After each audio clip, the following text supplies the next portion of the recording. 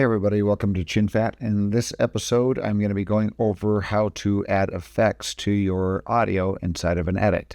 In one of my previous episodes, I went over how to add those effects to your video clips. Yeah, in this one specifically, we're going to be showing you how to add those effects to your sound files. I kind of mentioned that a lot of the video effects came across as rather kind of cheesy, kind of antiquated effect files, and I don't think that is as much the case with sound effects. The sound effects that Premiere Pro uses are more professional level, very, very useful effects. If you go under the Effects tab here, and keep in mind right now I'm under the Workspace here. If I go up to the top, I am under the Workspace for editing. You will either want to be under Editing or under Audio to be able to achieve the changes on these effects. I find that since I'm not like a big sound mixer, I still like to do sound mixing, but I find myself just kind of staying in the Edit page here when I'm doing most of my sound mixing. Now, like with the video effects, if you want to search your audio effects, if you know something specifically that you're looking for, you can type into your little search engine here, and you can type in what you're looking for. Like if you're looking for a parametric equalizer, it will bring up all of the parametric equalizer options that are found under the audio effects folder. Otherwise, you can just X that out, and then you can go under your audio effects folder,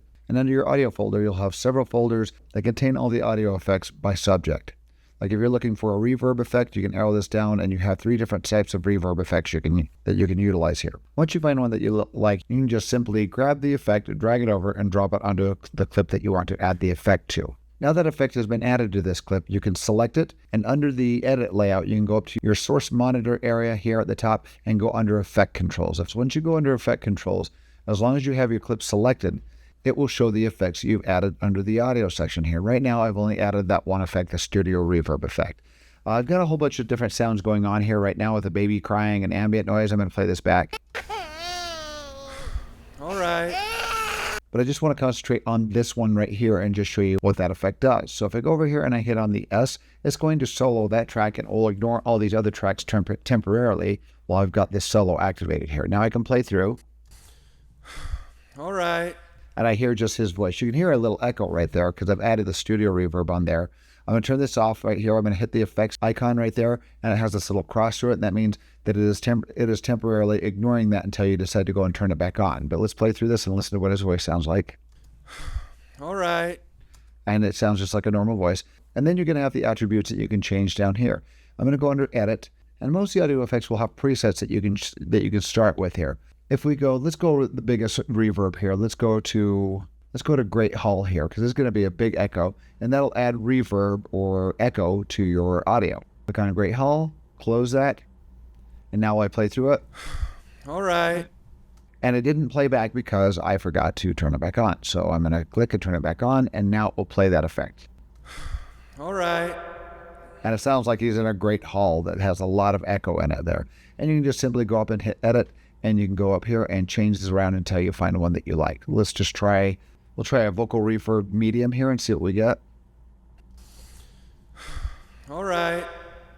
And there you go. So there's natural reverb in specific, and depending on the room that you're in, if you're in a small room, a bigger room, and we can go down here, and this is just like a regular bedroom, so we could add just a little natural reverb back to this. This was recorded on a soundstage, so that there is very little to no echo. If we wanted to make it sound a little bit more normal, we could go to Room Ambience 1 and 2, and let's see what we get. All right. And that's just a little bit of echo right there. Let's try Room 2. Room Ambience number 2 there. Close that. All right. And that sounds like a little bit of a bigger room. It's not like a great hall, but it adds that natural reverb that you would encounter if you were in a regular kind of bedroom, depending if it was a small room or a large room. Now, another instance of this is we've got a baby monitor that's in the room, and at one point the baby starts crying on the monitor. Down here on this track here, I've mixed in the baby crying. If we play that back now, I've unsoloed this, so it should play these tracks back. And right there, the baby starts crying. If we solo this, you'll hear just the baby crying.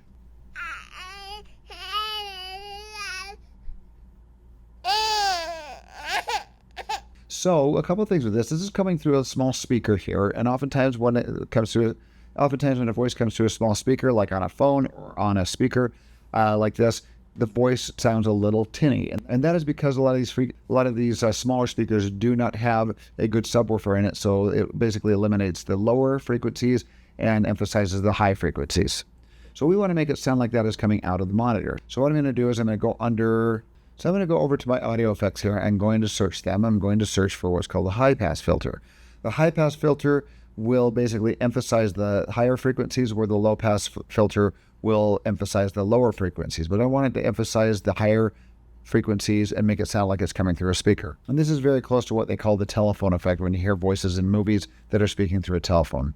But I'm going to grab this high pass filter. I'm going to drag it over and drop it onto that clip. It's now been added to that clip. So this has a cutoff point, meaning it's going to cut off the frequencies below around 1500 hertz, which is probably going to cut out too much of that bassiness and will make it'll sound probably a little too tinny. Let's listen to this and see what it sounds like. See, and I just wanted to do it, and that sounds good. It sounds like it's coming through a phone or something like that, but it's right next to his ear, a little louder, so this probably wouldn't have that same cutoff point. I'm going to try this around 300, and let's see what we get there. That's probably going to be too low, but let's see what happens.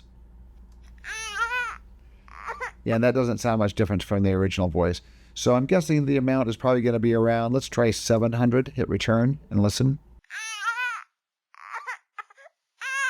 And that sounds like a good level to me. So listen to the difference. I'm going to turn this off live, and what you can do is while you play back your clip, you can hit the effects here and turn it off while it's playing back live. Let's listen to it. So I'm gonna first of all turn it off, and we're gonna hear what it sounds like before, and I will click it right in the middle of the crying, and you'll hear it change. That's normal. And you can hear that. Let me do that again. It's off, and so this is before here.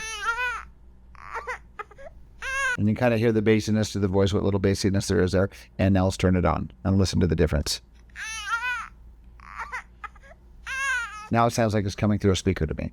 Now I've got a whole bunch of the baby cries going on down here. So what we can do here is, rather than have to add that to each individual clip here, we can simply just select the clip, go up to effect controls, and we can select the high pass filter. And this is the same as if you have tons of different filters here. If you have a parametric equalizer or anything else, you can select this and do Command C and copy. And now I can go over to these other clips of the baby crying here and select all the clips of the baby crying, which I think is up to this point right here. And now all we have to do with all those selected, I've already copied the filter. I just hit Command V as in Victor, or Control V on a PC. And also the same as copy on a PC would be Control C instead of Command V. So now I just pasted, let's select one of these and take a look. And you'll notice it has the high pass filter added to that clip.